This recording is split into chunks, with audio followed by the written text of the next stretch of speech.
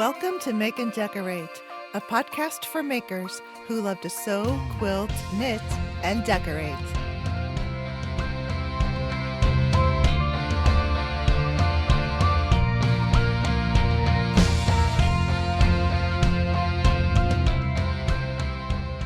Hello, everyone. Welcome back.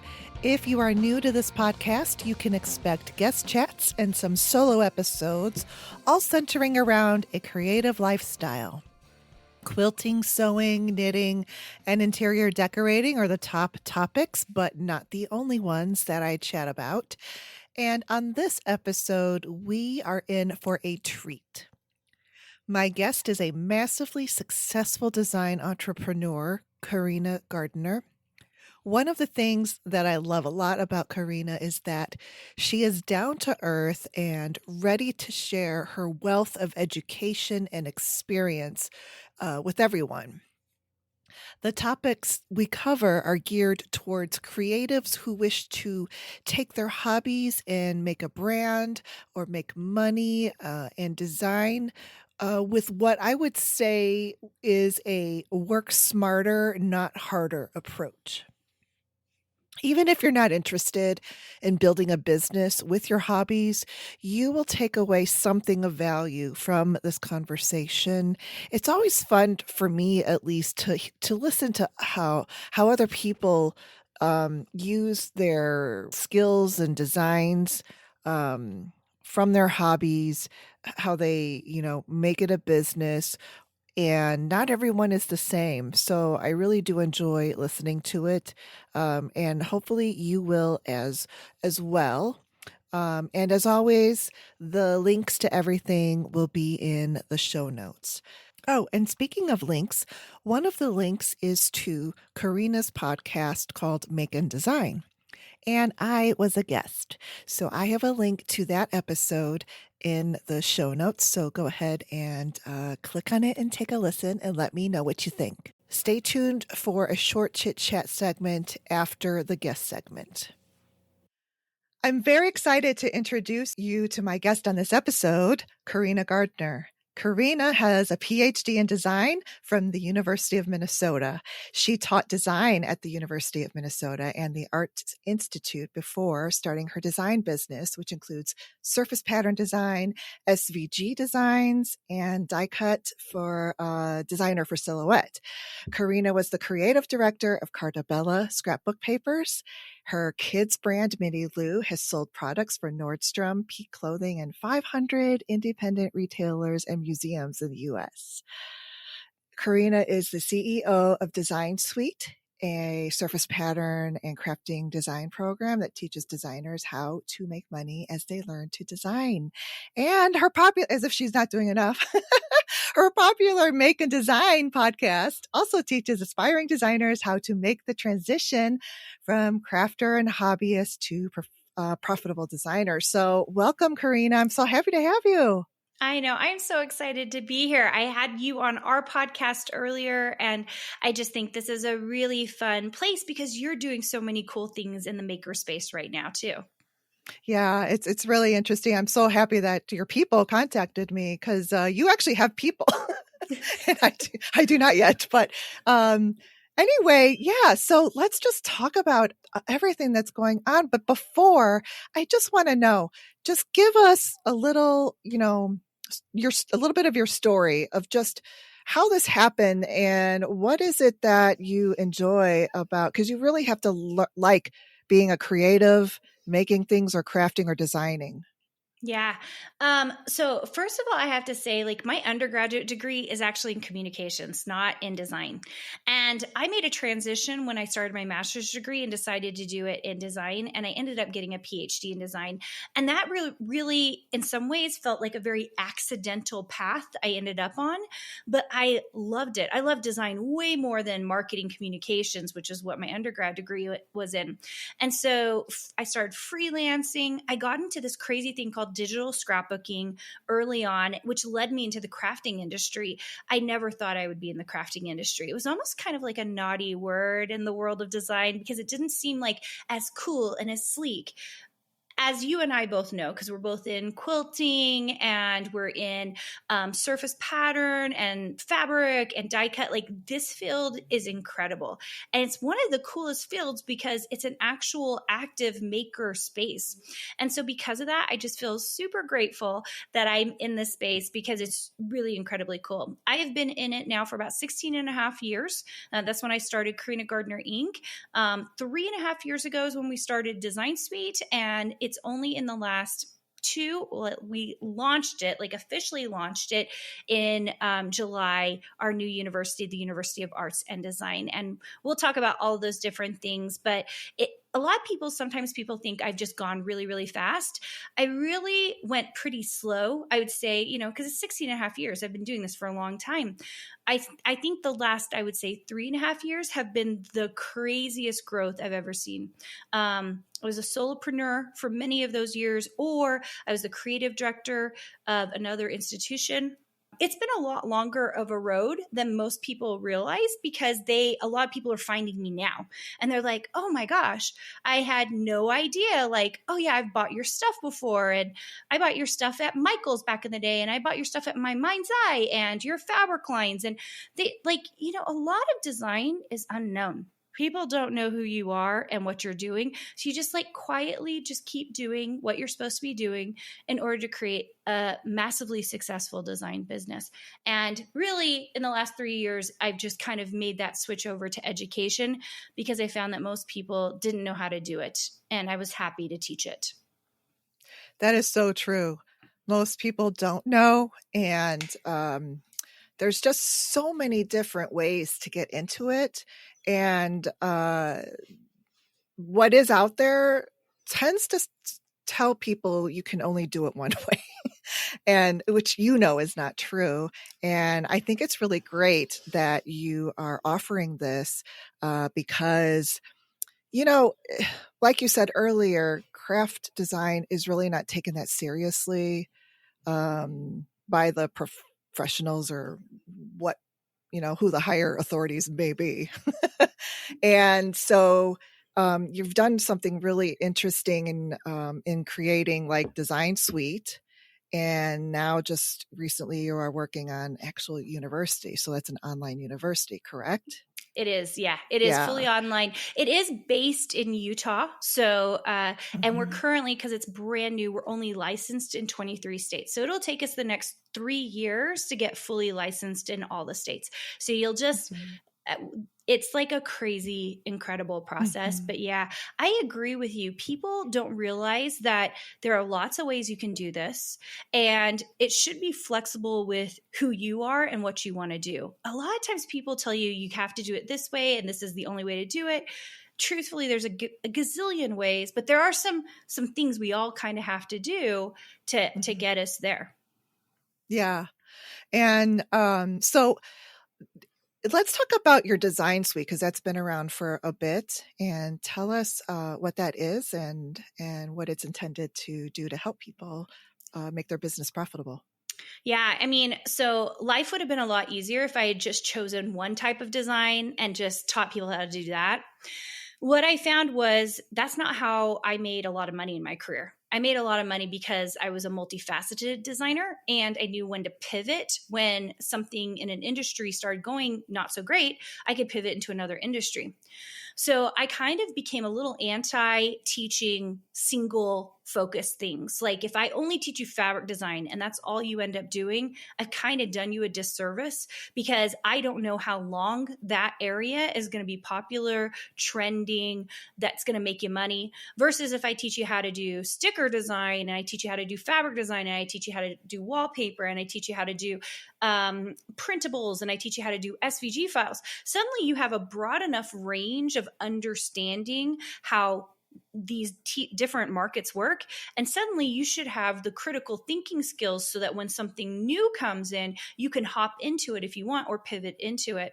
And because of that, our program in a lot of ways is very simple for the individual, but complicated on our end. So one of the things that we do is we basically meet you wherever you want to start. We have some general rules and guidelines. We have a workbook that basically says, here's like 12 different plans. These are the courses you should take based on the plans and what you should be doing. But then our coaches meet with you and you come to weekly meetings where we're still diving into the real particulars. What I've decided about design and what you guys will hear out there on podcasts, Instagram, YouTube, what I like to call it is like the MBA. It's general information. It doesn't actually, it tells you good things. Like it's going to tell you, you got to be consistent in design. You got to do social media and you have to build a brand. But like when it comes down to it, the only way we actually build businesses that make money is on the individual level. So like if I literally come to Stephanie and I say, hey, Stephanie, I really want to build a wallpaper business. Where should I go to open my first shop? Having someone on the other side say, I think you should go this place, and this place. They give you 3 different places. And then, by the way, these 2 shops I see people don't make very much money in. So I'd focus all my attention on this shop.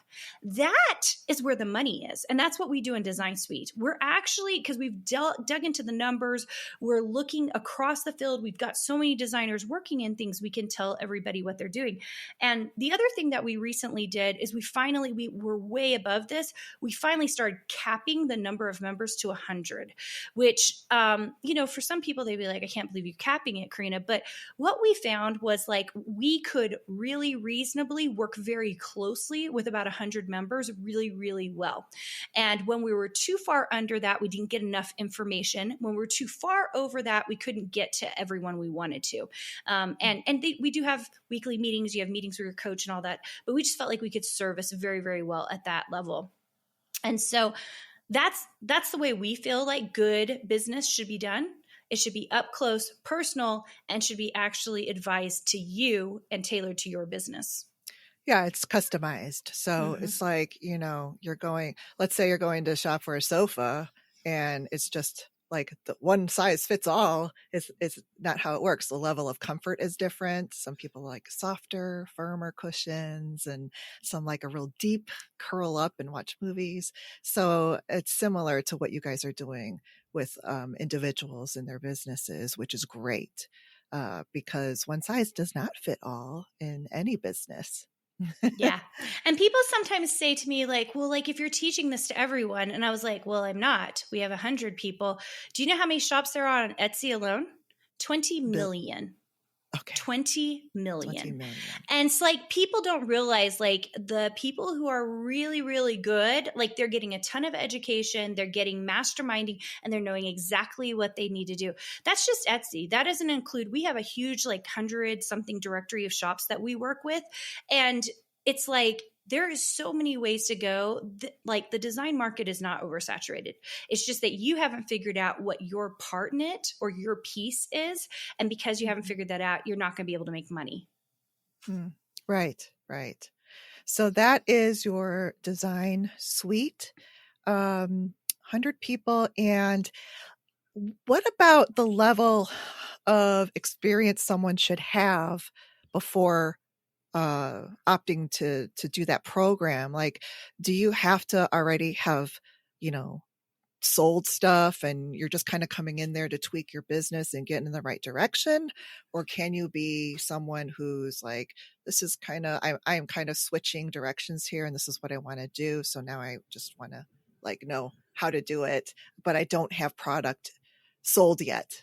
Yeah. Or, like digital patterns or SVG files, that sort of thing. So once again, this is one of the reasons our program is far more complicated for us than for the individual coming in, is that we will take people at any place they are in the process. It's actually one of the things that motivated us to open up the university as well, because what we found is we do get a lot of people who have actually zero software skills. Like they haven't started a business, don't have software skills. So we have 17 courses in the program that they get immediate access to, because what we do is we kind of tailor the coursework. We're like, okay, you want to get in SVG design. Okay, so based on that, I want you to take introduction for Illustrator for beginners. Then let's hop into the silhouette designer masterclass, which actually covers not just silhouette, Cricut and Glowforge and all of that as well. And sometimes we'll even say which modules we want them to take. Like they don't have to take an entire class. We're like, you want to do only 3D design? Okay, so you're just going to take this section. I think that ability to customize is a really interesting thing, because what happens is we really get the ability to bypass things that we have to do if we're getting a bachelor's degree, right? So if you're getting a bachelor's degree, it's like you have to take every single class all the way through. Design Mm-hmm. Suite was really built to fast track people. That's why it's a year long and it gets people through much quicker. What we found is there are some people who really do just need that university level, like take every class in chronological order to get their business where it needs to be. And we can tell based on personality. If you're someone who's like, I will bring the effort, I'm going to show up to classes, I'm going to do the work, like you're really self-motivated, Design Suite is really the place for you because you'll move forward based on what you want to do. If you need someone to really, really guide you and handhold you, a university platform is a really good place for that, which is why we kind of built that platform. And it's 4 semesters, so 2 years to finish, in essence, what we do in a single year in Design Suite. Okay, that sounds great. So, what is the other thing I was going to ask you?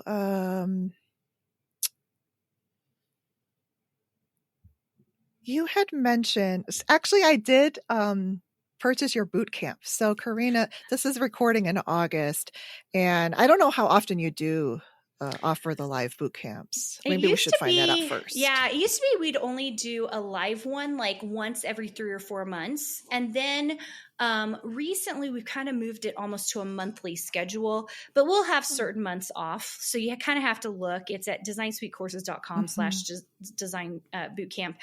And we used to also just have a replay. It wouldn't be live, but I recently moved it back to live because if anybody's been paying attention to the economy has been changing. And so based on that, I have to kind of revise what I'm telling people to do and how we're doing it in boot camp. So you'll see that like I kind of fit it to whatever group of people is coming, some of the questions they're asking to make sure that we're on point when it comes to, what's happening in the business portion of things. So, I know you came to a boot camp, which is super fun. And like, I actually should ask you, like, how did that go? What did you learn some things? Well, I'm just partway through it, but I mean, I think I'm 3 videos in and you have like 5, right? Yeah. And there's 2 extra like illustrator bonus videos. Yeah. I'm looking forward to those. But I was completely, like, I thought going in it, oh, it's going to be the standard, what I've seen other places. And it completely was not. And I was sort of like awestruck and blown away. And just, it just kind of like messed with my mind a little bit to just like rearrange my expectations and thoughts about how I really should go about this. It's a very good introduction to your year-long program because that is an investment of not only time, but of course, financial.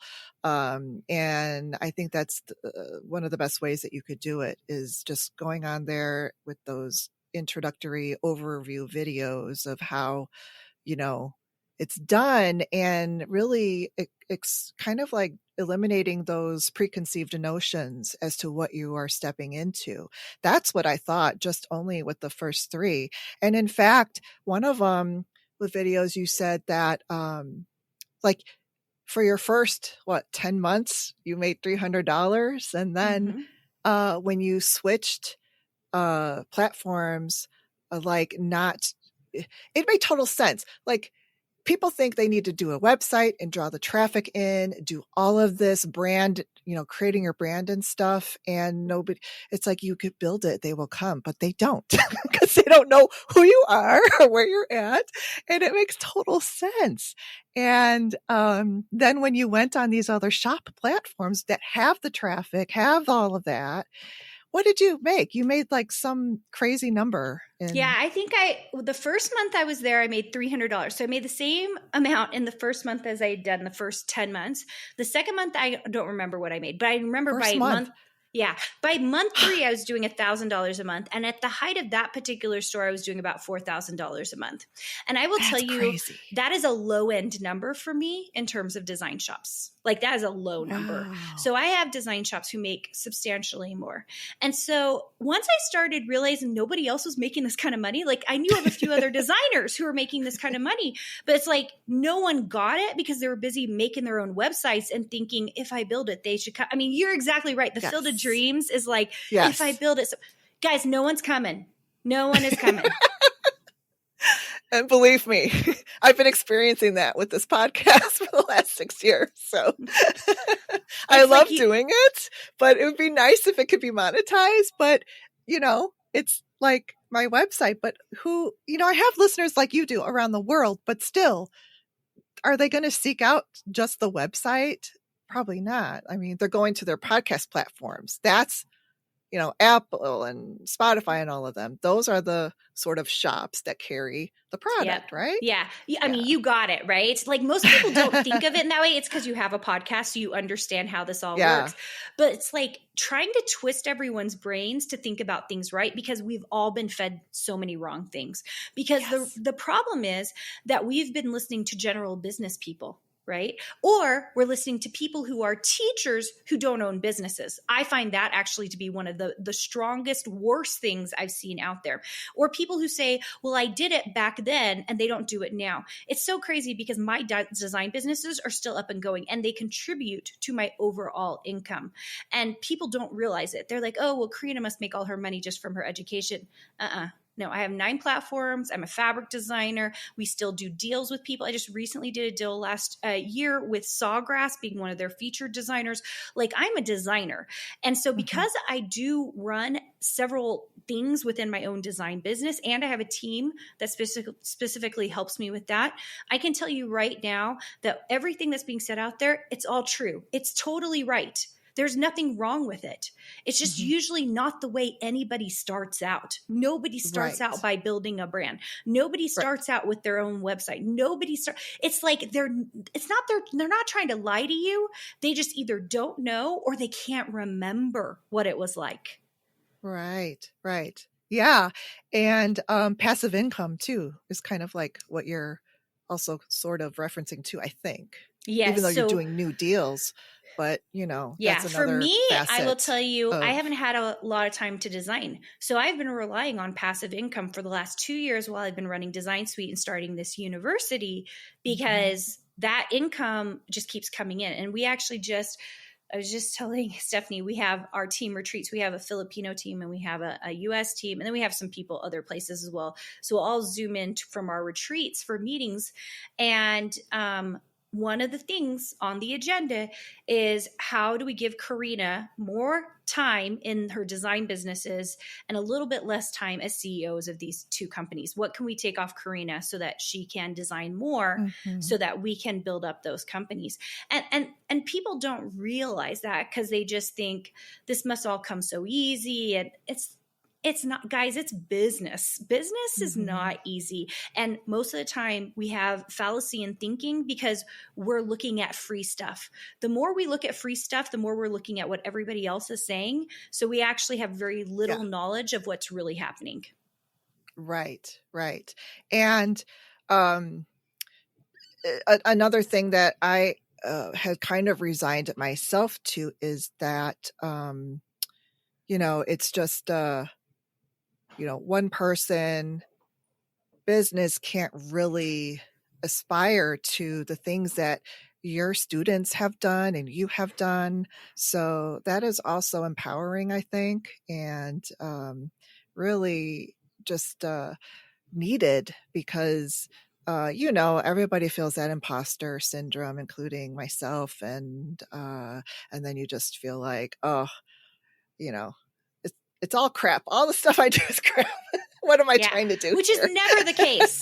It is never the case with creatives. Actually, all the stuff creatives make, most of it is actually really, really good. It's just, there are a couple of things going on. The first is you've probably not made enough of it to find your market. The second is you might be on a platform that doesn't have that market. So we have to put you in places where you actually are going to be seen, right? You haven't been to day 4 and day 5. And day 4, I talk about the 4 ways you make money. And day 5, I talk about distribution. Should I show you all the distribution channels and how it works? And it's Mhm. like, people just don't have that education because they haven't been in business long enough, or you've never worked for a corporation and seen those channels. And so I'm trying to lay out like a foundation for understanding why certain things are easier than others and why some things are really hard. The number one thing I have people tell me, and that this is how I know they haven't had a real good education on distribution channels, is they say, I want to be in Target. And I'm Mm. like, oh, that is like, there are so many fallacies around that. Because to get into Target as a designer, you have to be Joanne Gaines or Shay McGee. And what are they? They're not designers. They're influencers. They are people with Mhm. huge, big brands. Shay McGee is not building the furniture and having it created and put in Target. She's got to deal with Threshold or someone else, right? That Right. is not a designer. So you want to be an influencer. You're in the wrong business. You need to go get a TV show and do something. And Yeah. so people get really confused about what they really want to do. They say, I want to be a designer. And I'm like, okay, because it's not exactly what you're thinking it is. Being a designer is the person who actually does the work on the computer or the physical work if you're an artist. They're the ones who are actually doing the work and then either putting it in, and sometimes it doesn't have your name on it. There was a time period where if you walk down the Michaels aisle, it was like a lot of it was my stuff, but it was under the Recollections brand. It wasn't under my name. We Yeah. were white labeling it because that's what a designer does. Now, are there things with my brand on it? Yes. When I did a deal with Deseret Book, you could find dishware with the Carina Gardner brand on it. But like, that wasn't always the case. It would be a mix because that's what a designer does. Mhm. Yeah. So, yeah, was it like that with your Nordstrom? The what's The Mini Lou? Nordstrom deal with Mini Lou. So Mini Lou did have its brand on everything. We didn't white label it. It was its own brand. So that deal came from sales reps. Once again, like, people think like I was doing a deal specifically with Nordstrom. No. I was not. I had sales reps that I had hired. They were close to the buyer at Nordstrom. And so I made deals through the sales reps. And that's the thing about most distribution channels. There's usually Yeah. several mediums in the way, whether it's Okay. a retailer or another buyer, and you have to go through those channels in order to get the deal made. So all of this is part of your design suite. And like you said, if you need, more of it from beginning to end, your university, which is great. And then I also encourage my listeners to listen to Karina's podcast as well, because they're nice, short little episodes. And you have a specific topic, you have a bunch of guests, and it's nice to hear.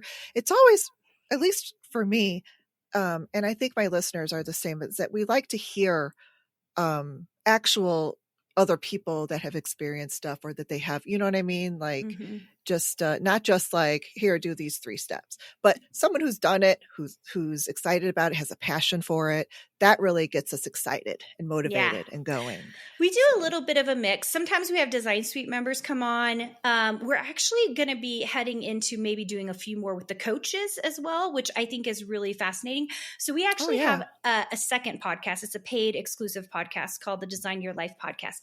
That podcast, the coaches come on. This is so crazy. So 2 of our coaches, Shara and Julie, get on every single month and they do a recap episode. And these are, I think, more delightful than my episodes because the 2 of them get on and they basically rehash what they think works and doesn't work and what I've been talking about and how it's been affecting their lives. It's more of like a liken it to us, like this is what's happening in our design lives to make these things happen. And they do a rehash like on top of our regular episodes that we do. That's really fun. We're going to kind of probably bring that to the Make and Design podcast because it has been so popular in our paid podcast. I don't know when this episode's coming out, but actually it's kind of a little bit of a secret. But the Design Your Life episode traditionally has always been a paid podcast. Probably October. Okay. So by this time, we have already added it to Design Suite. So Design Suite's going to be always getting the Design Your Life podcast while they're active members. And the same with the university. Since this is our first semester with the university, we've been trying to decide how do we keep them up to date with what's really happening in the industry. Yeah. So we decided to give them the Design Your Life podcast because that is a podcast that I tend to spill a little bit more, and when I say a little bit more, I mean a lot more. Like I'll be like, okay, guys, this is like seriously what's going on Etsy, or this is like seriously the softening economy. This is how it's going to affect everybody. And or I see this is trending right now, and like, you guys got to be careful about this. So if you're interested in that podcast is like the secret amazing leak that most people don't know about. And in the past, it doesn't even have an opener, it doesn't have a closer, it is literally me getting on and just being like, guys, this is what's happening, this is how I'm feeling about things, and here you go. So Okay. So the paid podcast, is it just for the people in your programs, or is this also on a platform where you just subscribe and you get those episodes? Yeah, so we actually opened it up to the public a few months ago so that anybody could get on it. So we've been having a lot of people signing up for it. It's $33 a month. You can subscribe and cancel anytime. And it's available at, I believe you need to go to designsuitecourses.com/design event or design events. I can't remember which one of those it is, but in that you'll see all of our upcoming events. So we do always one in-person event a year. This year it's going to be in March, 3 days of design with us and our coaches live. We do 4 summits every year. Right now, you're probably, if it's in October, the next summit is the Design, Craft, and Business Summit. Totally free to come. Everyone comes for free. If you want to buy the all access pass, you get it for lifetime access, which people like. Yeah. Yeah. So we do 4 of those events every year. And then you'll also see on there the Make and Design podcast, the Design Your Life podcast, a link to see what we do in Design Suite, which is pretty skeleton because we don't love just like letting everybody know about it. I know it's a little bit weird, but it's because like once you come in, it's more about the experience of meeting people, being in our community. We do video chat with everyone. Like we just do things different than you'll see just about any program out there does. And it's because we're so hands-on. So I like that though, because I just joined a sewing, like, what does she call it? It's a online community, but it's only, she only takes enrollment certain times of the year. She keeps it a little smaller. There's monthly lives classes. And then like the group just kind of, it's on Circle. So it's a nice little community, and it sounds similar to what you're talking about there. And it's, I'm only like a few months in, but it's been really nice, and you really get to know everyone, including the creator. And she brings in other designers and, people that help out. So yeah, I like that format. I think it's well worth it. Yeah, I do too, because I think that part of the reason, especially as women, that we join programs is to be with other women who are doing the same thing we are trying to do, right? Right. It makes a huge difference to have a friend. What do they say? Like the reason that people continue to go to church or continue to go to a club or whatever is because you go with your friends. Like it's easier to go to the gym if you're going with a friend, right? So true. That's great. Well, this will go up in October, and we'll have links to your website and everything else that we need links to. And I just thank you so much, Karina, for coming on. I really appreciate it, and have already learned so much just from your podcast and this boot camp. So I'm glad that you offer it so often too, so that my listeners can hop on, and if it's something that they, like to do, then they can do it. And we have now found you. I'm a little secretive because it's so funny. We were just talking about before we started, one of the things I tell people not to do is don't start in social media. It's like one of the worst things you can do. And people are like, why? And then I have to explain in boot camp why I believe that. And it's so funny because for years and years and years, nobody even knew who I was. And I was like, that's the beauty of this. Like you can make multiple six figures as a designer and no one know who the heck you are. My sister's actually like this. She has zero brand. She makes $300,000 a year. It's like people don't realize how much money you can make and nobody know who you are. Now, I do think once you want to start making a lot more than that, you have to build social media and brand presence and all that other stuff. But I think there's like a misnomer out there that you have to do all these things. And that's really not the case. Not if you're doing it smart. And Yeah. most people, it's because you've got misinformation because you're getting it for free. I will tell you every day of the week, every time I listen to something free, I'm like, oh my gosh, so right. Also, not telling you the whole story. Right, right. So, yeah, I just about dropped my jaw when you said don't, focus on the social media. And that's something that I've struggled with as well because they're like, you have to post every day, a couple times a day. And I just don't have that, you know, time because of a one person. Plus I do other jobs. So, I always felt bad about it. But then like last year, I'm like, you know what? I'm not. And to illustrate this point again, I know this is coming out in October, but we're like 2 weeks before the university starts its fall semester. The fall semester, we only had basically 2 months, a little bit less than 2 months to market it to get students enrolled. And I will tell you, we got up to 50% fully enrolled in only 1 week of starting. Wow. And it wasn't from social media because we weren't doing very much posting. So where does Hmm. it come from, right? It has to come from other places. And probably one of the number one places is email marketing or Facebook ads. So it's like you've got to like choose the ways that are going to make the most sense. But most people aren't telling you that. They're telling you, do this organically, do this free. And Hmm. man, that is really, really, really hard. It really is. Well, thanks again. It was just an honor and a pleasure to speak with you. And yeah, so good luck and continued success. Thank you.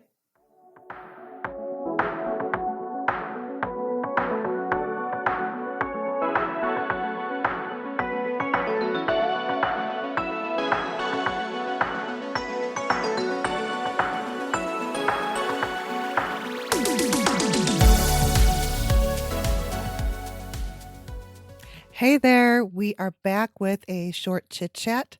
I don't know who the we is, it's just me.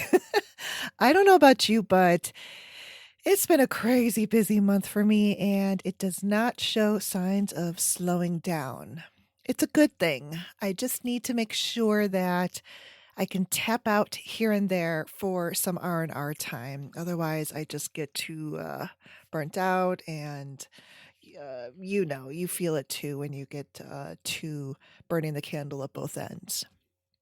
I was just thinking, or maybe it was daydreaming the other day about some of the slow, lazy days that I wasn't able to enjoy in late July into early August. And that just seems forever ago. It's weird, but it was only like a couple months ago. And now here we are on the cusp of a holiday season. Another whirlwind of activities to look forward to. So earlier this month, my 16-year-old niece came to visit and work on her quilt that she and I started when she was about 6 years old. Yeah, it's been 10 years.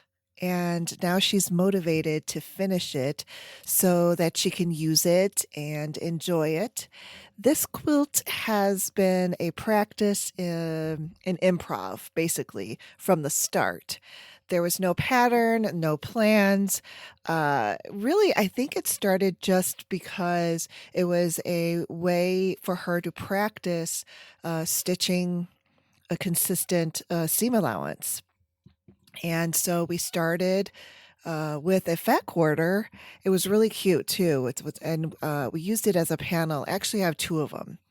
And we started to piece 5-inch squares together and around these panels. We just made some rows and rows of those. And I don't remember who the designer of the fabric is on the panel that we used, but you will probably recognize it if you see it. It has a bunch of little different motifs on it, and one of the most memorable ones that I love about it is there's a cute little purple octopus on it, and it has kind of like this aqua color background. That piece became the color palette for the rest of the quilt. It's just all happy colors of pinks, yellows, oranges and apple green colors, and some aqua blues. Um, we finished the quilt top and basted half of the quilt before our short weekend was over. The next time that she visits, she will finish up her quilt with machine quilting and binding. I made the binding already while she was piecing the last parts of the quilt top, and I have a quilting plan in mind, which is pretty simple yet cute. There are two fat quarter-ish panels in the center of the quilt top that I mentioned, and um, I think we're just going to do simple vertical line quilting. That when we intersect those panels, we will switch to a Krista Watson design like a heart or a circle or square or use them all intermittently. But it's that design where you stitch a straight line and then you stop and then like if fluidly make the heart shape go into the heart shape. That would be with free motion, um, actually right there, although I'm sure you could probably do it um, with the machine. I have to work out the those issues. I just started to think about that. But anyway, it's very cute.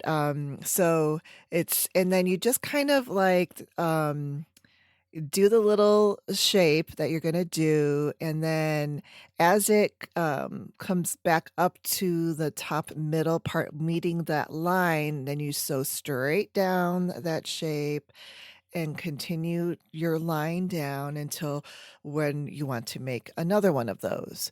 So it's very cute. It adds some personality to the quilting and doesn't overcomplicate it. So I really, those are one of my favorite types of quilting motif patterns from Krista. Let's see. The back. So, we also finished the back of the quilt, panel or the backing, which I had a piece of fabric left over from, a baby blanket that I made when she was born. So, 16 years ago, and I kept it for her, and she wanted to put that in on the back of her quilt, which I was really happy that she wanted to. I showed it to her and I, gave the idea, but it's her quilt, so she was, going to do whatever. I wasn't going to force her to put like your baby fabric in here, but she actually liked the idea.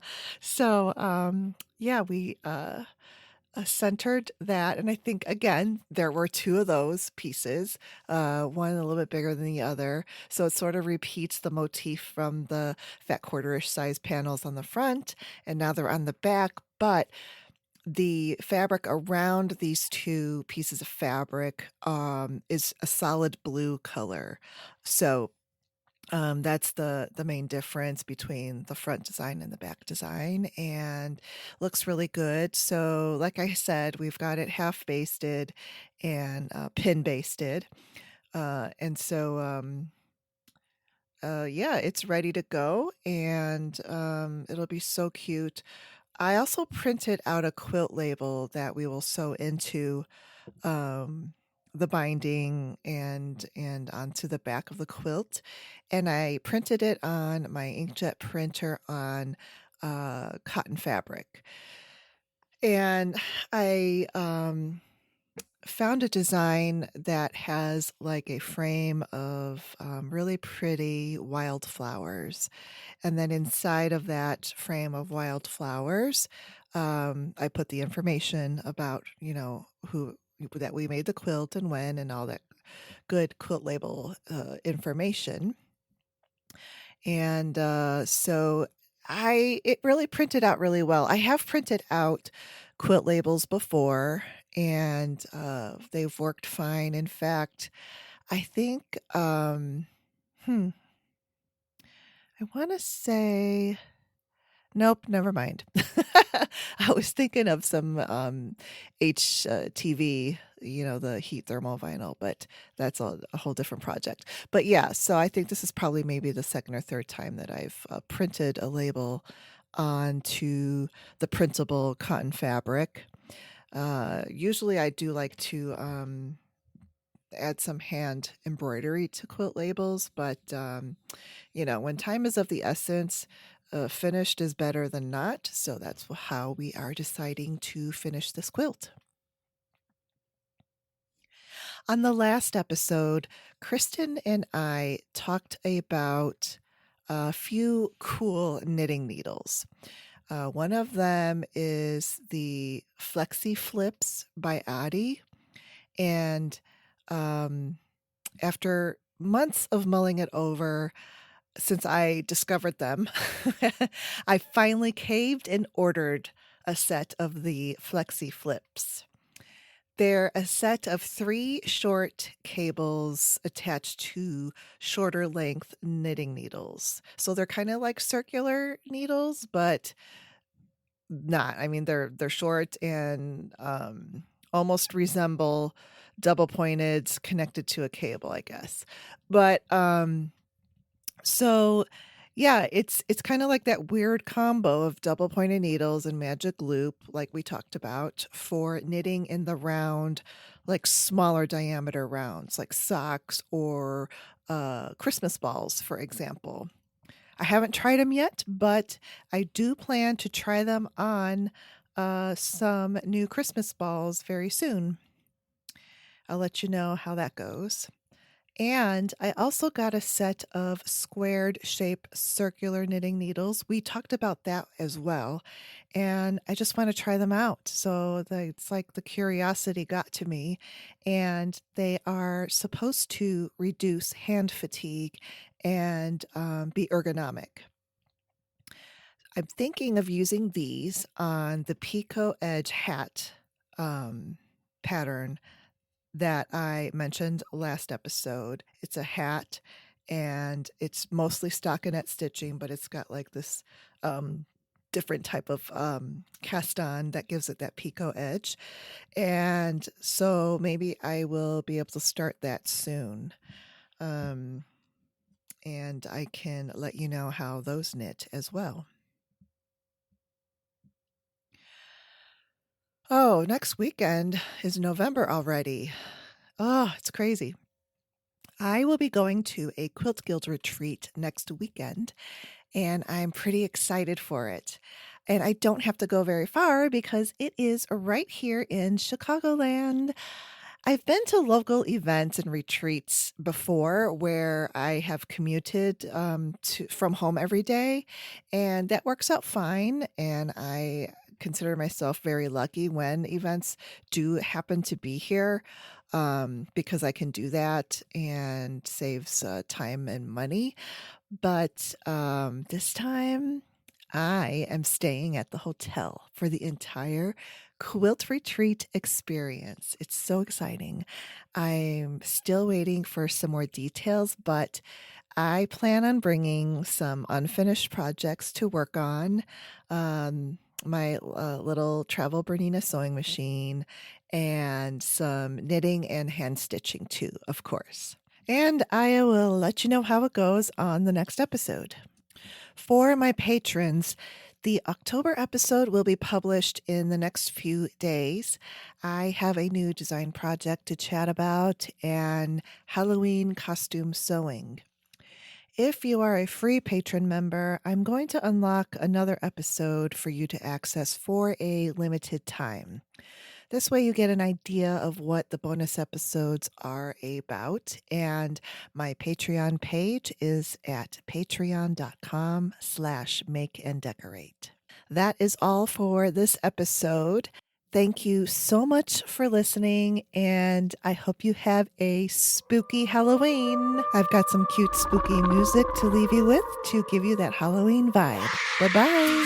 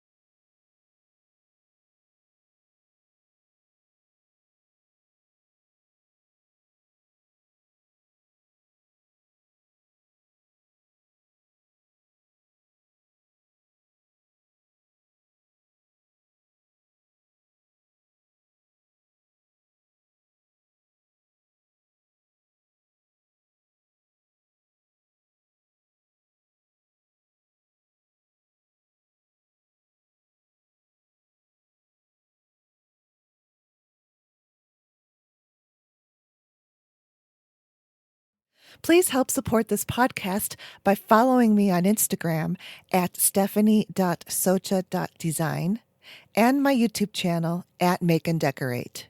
Also, check out my Patreon page at patreon.com/makeanddecorate, where you can subscribe to receive an extra podcast episode every month. Until next time, keep making and decorating.